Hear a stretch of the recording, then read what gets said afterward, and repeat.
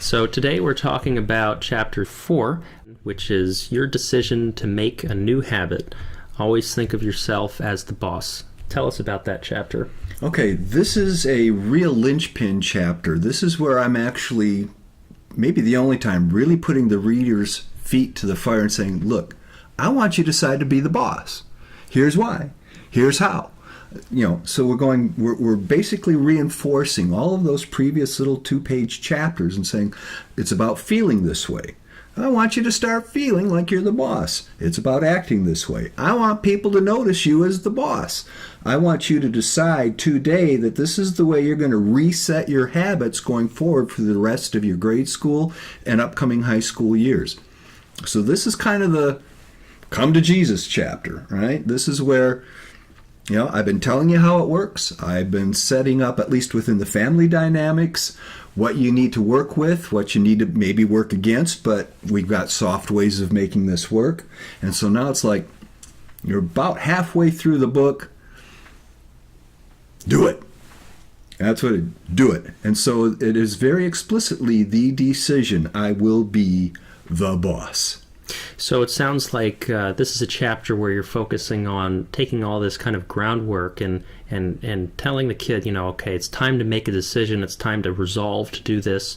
And how do you encourage them to do that in this chapter? What are the key messages that they get out of this chapter? Well, the thing that we're working at now is basically it's a bit of a recap.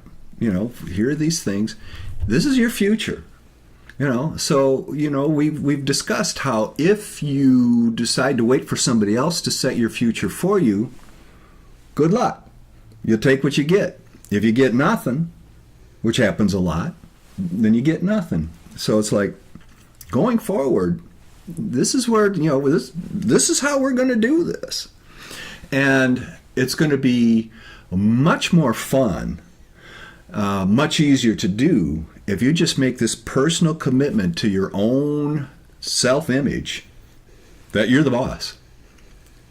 This is a piece of empowerment. I mean, in one sense, it's a commitment, but all through life, commitment is frequently a place of empowerment. Okay, I've joined this company, I'm going to give it my all. I've joined this team, we're going to win. Whatever it is, commitment, and especially commitment to oneself.